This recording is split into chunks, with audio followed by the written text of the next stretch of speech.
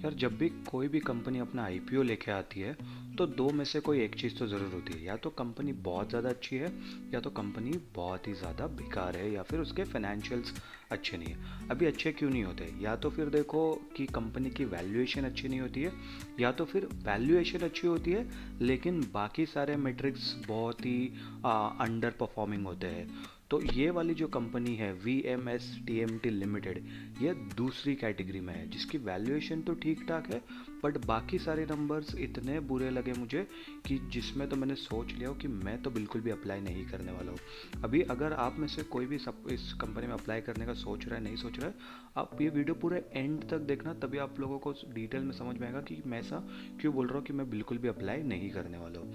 तो चलिए गाइस, बिना कोई देरी किए ये वीडियो शुरू करते हैं। वीडियो में आगे बढ़ने से पहले मैं आप लोगों को बता देता हूँ, मेरा नाम है प्रशांत, आप देख रहे हैं इमर्जिंग बुल्स, और इस वीडियो में हम लोग करेंगे V M S T M T limited का आईपीओ एनालिसिस। अभी आईपीओ के हम लोग डेट्स देख लेते हैं, बट उसके पहले गाइज अगर आपको ये वीडियो थोड़ी भी पसंद आएगी तो मेरे एफर्ट्स के लिए लाइक कर देना और इस चैनल को सब्सक्राइब कर देना और कमेंट करके ज़रूर बताना कि आपको एनालिसिस कैसा लगा। और जो कोई भी आपका दोस्त या रिश्तेदार जो भी आपका ये आईपीओ में अप्लाई करने का सोच रहा है, नहीं सोच रहा, उसको भी ये वीडियो ज़रूर शेयर कर देना, उसकी भी हेल्प हो जाएगी। तो ये आईपीओ शुरू होगा कल से 17 तारीख से 19 तारीख तक। 22 तारीख को अलॉटमेंट होगी, 23 तारीख को रिफंड और डिमैट अकाउंट में शेयर्स आ जाएंगे, 24 तारीख के दिन स्टॉक एक्सचेंज पर लिस्ट हो जाएगा। अभी अच्छी बात क्या है? अच्छी बात यह है कि ये फेस वैल्यू इसकी 10 रुपये की, यानी कि फुल प्रॉपर हम लोग को प्री स्प्लिट शेयर नहीं मिल रहा है, ये पूरा का पूरा शेयर मिल रहा है हम लोग को। 94 से लेकर 99 का प्राइस बैंड है जो कि एक अच्छा है ना। अगर अप्लाई करना है तो 99 पर ही अप्लाई करना है, नहीं तो नहीं मिलेगी अलॉटमेंट।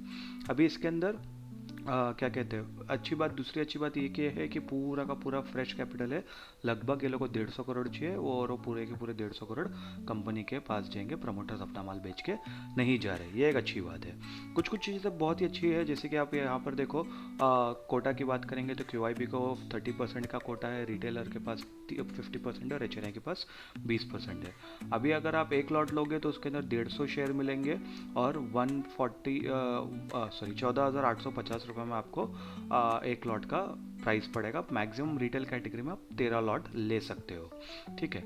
आइडियली ये 151 भी हो सकता था क्योंकि 99 ये और ऐड करना था, बट शायद वो लोग को कुछ राउंड नंबर चाहिए होगा तो उस हिसाब से लोग ने कैलकुलेशन के लिए ईजी बना के रख दिया। जैसे आप 14वें लॉट या उससे ऊपर लोगे तो आप ऑटोमेटिकली एच कैटेगरी में आ जाओगे।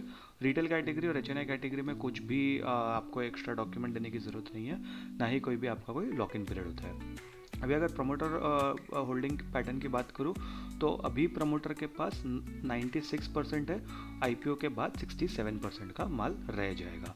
चलिए यहाँ पर कंपनी का बिजनेस मॉडल देख लेते हैं, इससे हम लोग को समझ में आ जाएगा कि कंपनी क्या करती है और क्या कौन से सेगमेंट में काम करे बेसिकली। तो 2013 में ये कंपनी शुरू हुई थी, लगभग 12 साल पहले। अभी ये क्या करती है, थर्मो मैकेनिकल ट्रीटेड बार्स, यानी कि स्टील के सलिया वो सब बनाते हैं बेसिकली, वो काम करते हैं। तो ये लोग कहाँ करते हैं, ये लोग गुजरात और अदर स्टेट्स में लोग बेसिकली लोग अपना माल बेचते हैं। अभी ये लोग की मैन्युफैक्चरिंग फैसिलिटी किधर है, ये लोग के भाईला विलेज जो अहमदाबाद डिस्ट्रिक्ट में गुजरात में ही है बेसिकली। और उसके बाद ये लोग के पास 3 डिस्ट्रीब्यूटर और 227 डीलर्स है, ठीक है। तो ये बेसिकली कंपनी का यहाँ पर अभी अपने को डिटेल्स मालूम पड़ा है। कुछ और डिटेल्स यहाँ पर देख लेते हैं, जैसे कि ये लोग ने इधर रेंटल लाइसेंस अग्रीमेंट किया है, किसके साथ किया है, कामधेनु लिमिटेड के साथ। तो एक और एक जो कंपनी है जो लोग कामधेनु के साथ बिजनेस करके, sorry, retail licence agreement, rental नहीं, रिटेल लाइसेंस एग्रीमेंट, कि अगर आपके पास मतलब मान लो मेरे पास ऑलरेडी एक ब्रांड है, तो अगर मुझे कस्टमर को डायरेक्टली बेचना है तो मैं नहीं बेच पा रहा, तो आप क्या करोगे, आप मेरे थ्रू वो ब्रांड, मतलब मेरे थ्रू आप वो प्रोडक्ट बेचोगे और जो भी मेरा बीच में कमीशन रहेगा या जो भी अपना टर्म्स रहेगा वो कॉन्ट्रैक्ट का, तो उस हिसाब से हम लोग का ये माना जाएगा कि भाई तो तुम मुझे इतने परसेंटेज दे दो, या पूरे साल में आप मुझे 20 करोड़ 50 करोड़ जो भी प्रॉफिट रहेगा वैसा प्रॉफिट शेयरिंग उस सब में वैसा हो जाता है बेसिकली, ठीक है। तो यहाँ पर ये लोग ने ये भी बताया कि 230 परमानेंट एम्प्लॉयज़ थे ये लोग के पास जुलाई 31 2025 तक, ठीक है। अभी ये लोग का सबसे सबसे ज़्यादा दिक्कत की बात ये है, देखो 98%, 99% ये सब का सब ये लोग का रेवेन्यू गुजरात से ही आ रहा है, ठीक है। तो इससे हम लोग को ये चीज़ तो पता चलती है कि वे बहुत ही जोग्राफिकल फोकस्ड है, एक स्टेट पे ही बहुत ज़्यादा फोकस्ड है। कल को अगर गुजरात में कुछ भी दिक्कतें आ जाएगी तो इनके रेवेन्यू पे सबसे ज़्यादा इम्पैक्ट हो सकता है। तो ये एक one of the major reasons मुझे यहाँ पर लगा अभी। और मेन फाइनेंशियल्स की बात करते हैं, जहाँ पर तो मुझे बिल्कुल भी कुछ भी पसंद इसके अंदर नहीं आ रहा है, सच कहूँ तो। पहले तो अगर आप यहाँ पर देखो, सबसे पहली लाइन अगर आप यहाँ पर देखोगे, ये लोग का रेवेन्यू डिक्रीज हुआ 12%, प्रॉफिट मार्जिन इंक्रीज हुआ 14%। अभी ये कहीं ना कहीं अच्छी बात है, ठीक है। लेकिन हम लोग आगे और डिस्कस करेंगे तो समझ में आएगा कि ये भी क्यों मुझे अच्छा नहीं लग रहा है। ये 2024 और 2025 का कंपैरिजन में ये इनकम स्टेटमेंट है। यहाँ पर फुल ईयर और अच्छी बात ये है कि जून का एक क्वार्टर का डेटा भी हम लोग को मिल गया है, ठीक है। अभी अगर हम लोग यहाँ पर देखेंगे तो 227 करोड़ के एसेट्स, 284 करोड़ के एसेट्स, 412 और 450 करोड़ के एसेट्स। तो एसेट्स तो डेफिनेटली यहाँ पर बढ़ रहे हैं, यहाँ से यहाँ में ऑलमोस्ट 2 गुना हो गए एसेट्स। तो ये अच्छी बात है, पिछले 2.5-3 साल में लोग ने एसेट्स तो बढ़ा दिए। टोटल इनकम देखते हैं, 880 करोड़, 870 करोड़, 770 करोड़ और यहाँ पर 213 करोड़, ठीक है। अभी इन 213 करोड़ के ये क्वार्टर है, तो इसको अगर मैं 4 से भी वो कर लूँ तो ये लगभग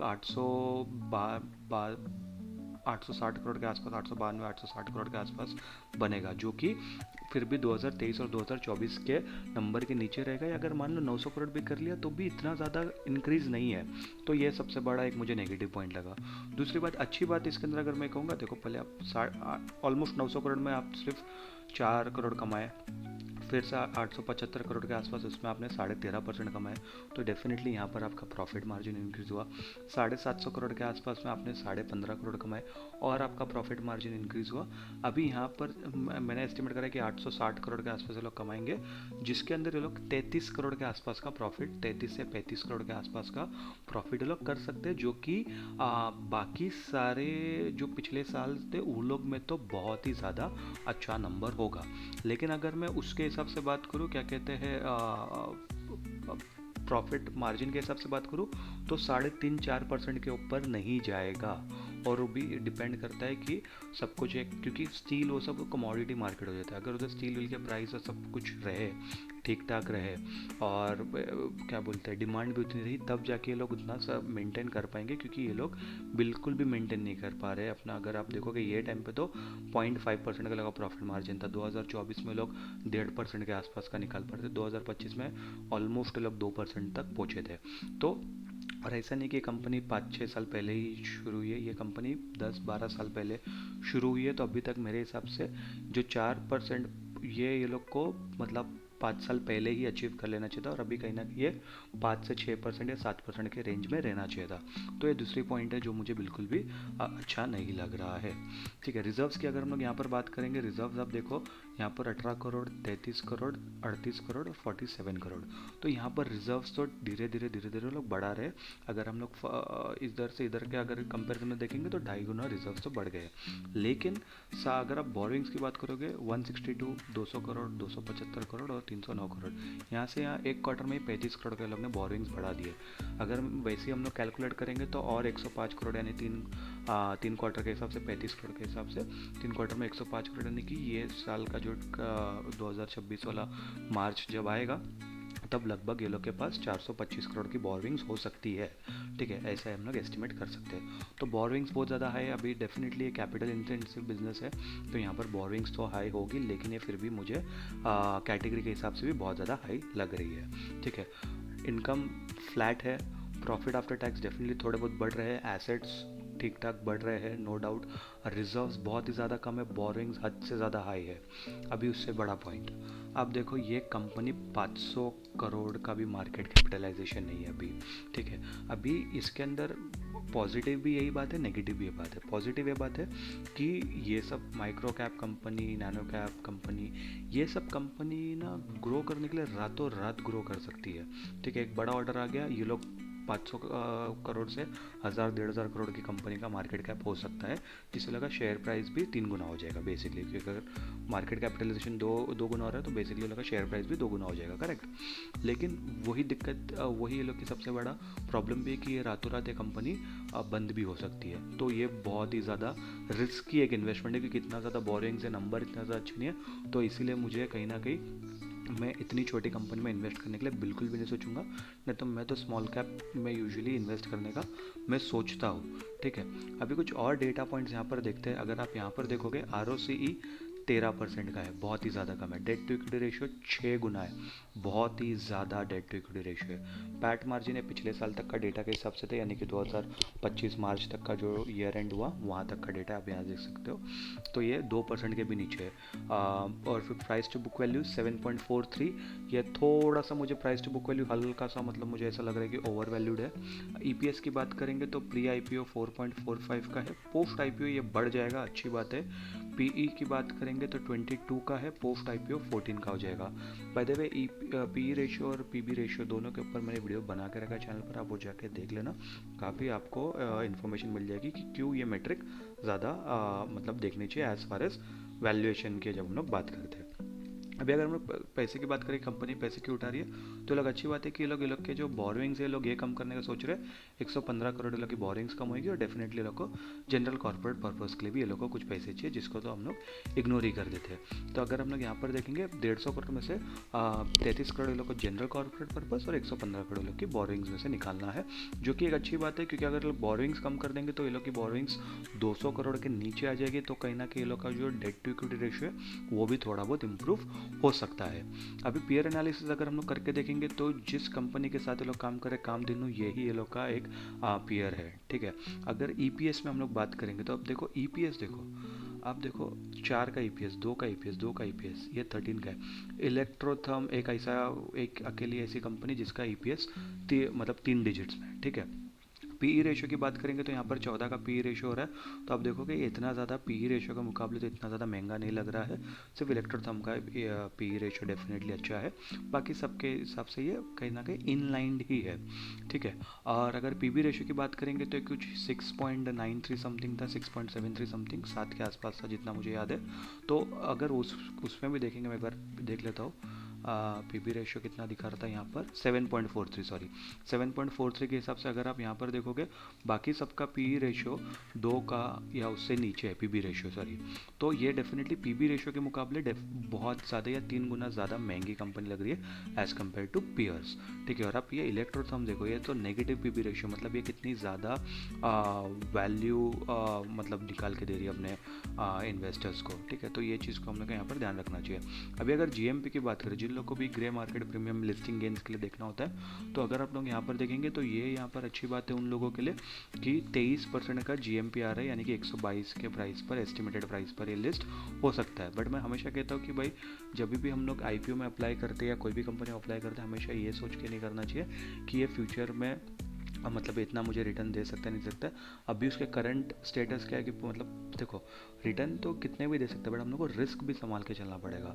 अभी इस कंपनी में रिस्क बहुत ज़्यादा है और रिवॉर्ड मुझे उतना ज़्यादा नहीं लग रहा है, तो मेरा रिस्क रिवॉर्ड रेशियो ही नहीं बैठ रहा है, समझ रहे हो। तो ये मेरे सबसे बड़ी दिक्कत है, इसलिए मुझे बिल्कुल भी इसके अंदर अप्लाई करने का वो इच्छा नहीं हो रही है। अगर जैसे आप लोगों ने मेरा कल वाला वीडियो देखा रहेगा, यूरो प्रतीक सेल्स वाला मैंने डाला था, उसके अंदर तो GMP था ही नहीं, 0% का GMP था। बाय द वे वो IPO आज से शुरू होगा, आप एक बार वो वीडियो देख लेना अगर आपने वो वीडियो नहीं देखा होगा तो।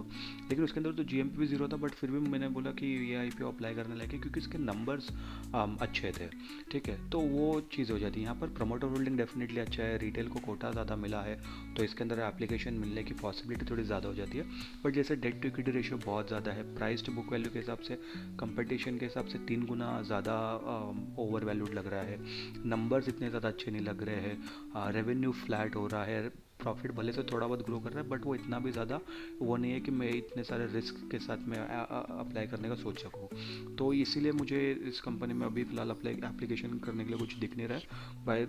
बाय द वे आप ज़रूर कमेंट करके बताना कि क्या आप अप्लाई करने का सोच रहे हो, नहीं सोच रहे हो, या अगर आपको मेरा पॉइंट ऑफ व्यू से कुछ आपका एक अलग ओपिनियन है तो भी आप डेफिनेटली कमेंट करके बताना, शायद मुझे कोई और अपना और पर्सपेक्टिव देखने मिल सकता है। ठीक है, तो आई होप गाइस आप लोगों को ये वीडियो पसंद आया होगा। वीडियो अगर पसंद आया होगा तो वीडियो को लाइक कर देना, चैनल को सब्सक्राइब कर देना, नोटिफिकेशन घंटी ज़रूर दबा देगा और अपने दोस्तों और रिश्तेदारों को वीडियो शेयर कर देना। मैं मिलता हूँ आपसे अगले वीडियो में, तब तक के लिए गुड बाय।